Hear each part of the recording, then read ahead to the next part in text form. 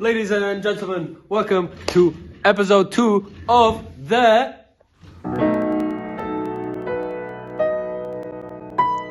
Critical Angle, where today we have a couple of special guests from the science department and a couple of students answering our questions. So buckle up, get ready, and concentrate for longer than 1 minute. Thank you. And we worked on nanoparticles and imaging and combination of that. I don't look into the future so much. I just it's in the now. Tomorrow it's this. What? So, like, for me, 1 year is one. Well, next week it's like 1/31st of my life, right? And I've been teaching for too long as well. I think 17 years now, maybe 18. Yeah. How important do you think curiosity is for humanity? I love it. Now I would say it's more important than ever. We were just talking about AI. People have stopped thinking. They're referring to AI. What shall I wear today? What shall I do today? It decides everything for you at this point. Thinking is key. I think it is the most important thing we have, because if you don't wonder why things happen, then why would you have a desire to learn more? And if you don't learn more, you wouldn't build this culture, basically. So one of the things that fascinates people with chimpanzees is they can use tools, because that gives them this reasoning, right? So they were curious. They were like, oh, there's this hole. If I put my stick, I get more ants. Mm-hmm. So it is part of their culture. So Yeah. I think it's incredibly important. I think it's the thing that drives us forward, and being curious about the world around you, but being curious about other people and forming connections with people. I think that's one of the key things about being human, I think. Less curious as you get older? Yes, probably. Because you're less open to change and new ideas. That's a good question. Okay, but there's always something that you want to figure out at every age, like the curiosity to know something new. You think that closes?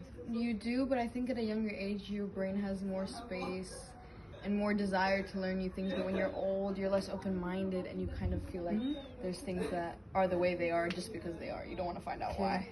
The older you get, the less curious you become. I think there's a risk, but I don't think I am.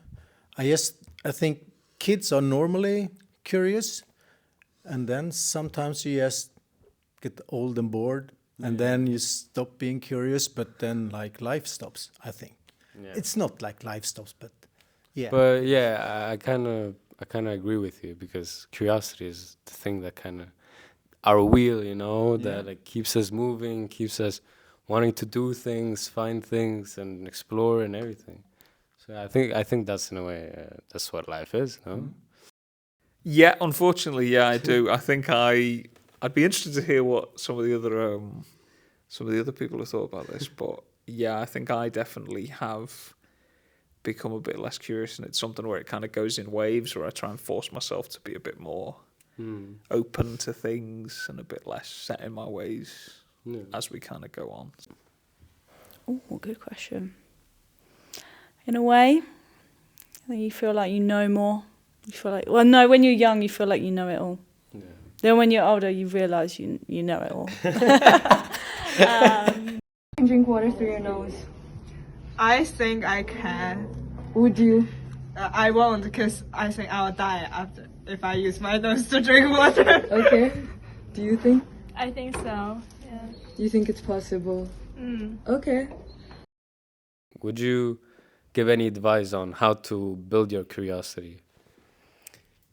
So I'm sure everyone is interested in something, but maybe they don't understand the things that they assume they're not interested in is actually like fascinating things, and they just don't know how to approach it. Maybe during their learning, they encountered bad teachers that closed that curiosity for them.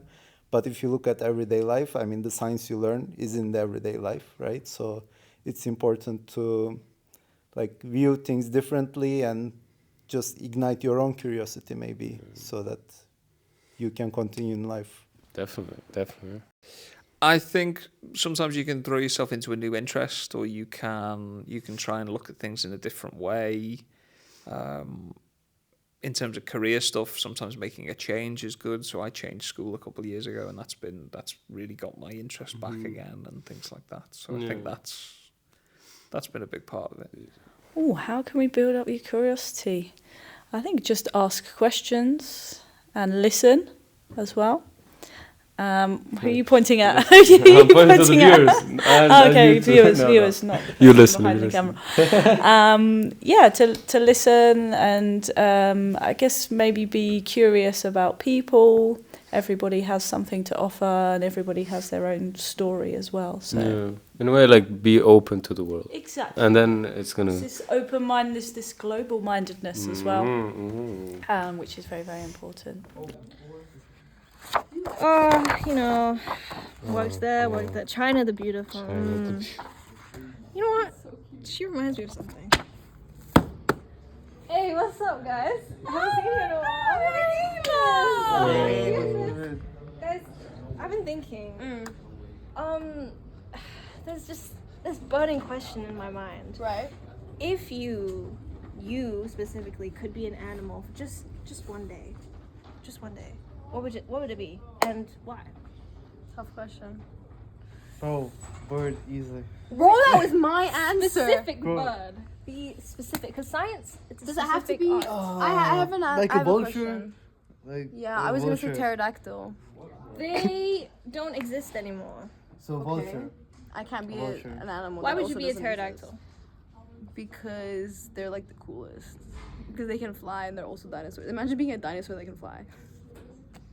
But like, but as a bird, you go through a lot of challenges. You know what I mean? What? You don't live very long. But you you're a have many pterodactyl. competitors. You live up high. So like, how would you face these challenges? I'm the only pterodactyl. Wonderfully wired brains. All of our brains are wonderfully wired.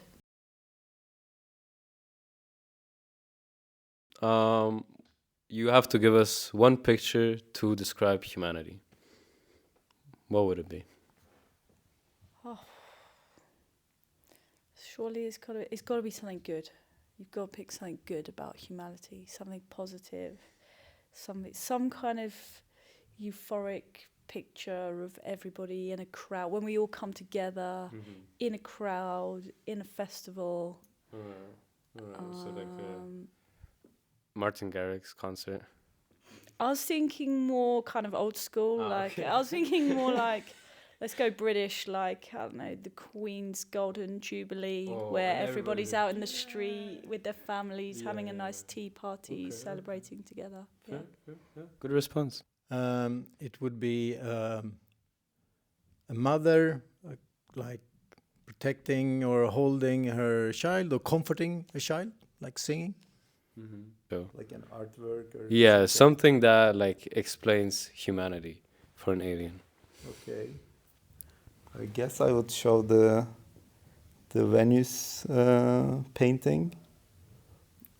Which one is that? Which one is that? That's like, I'm gonna botch this name. Is it?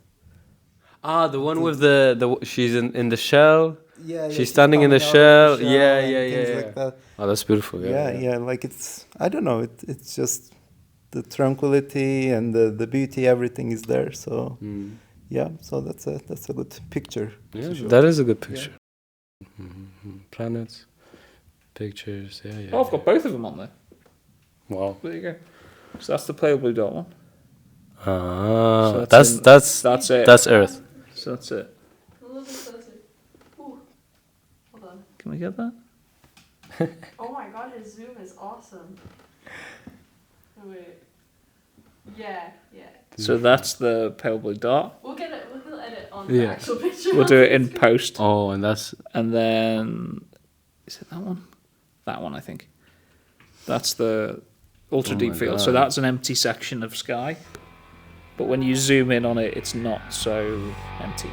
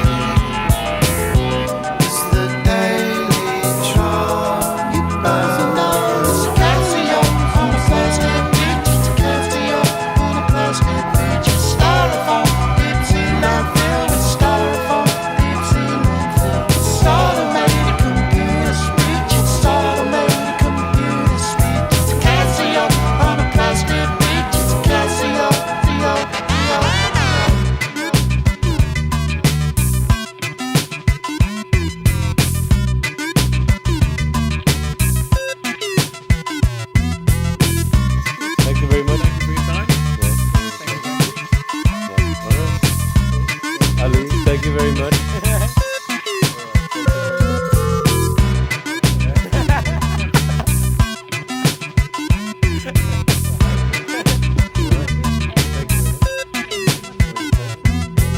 Zombie like Zumba.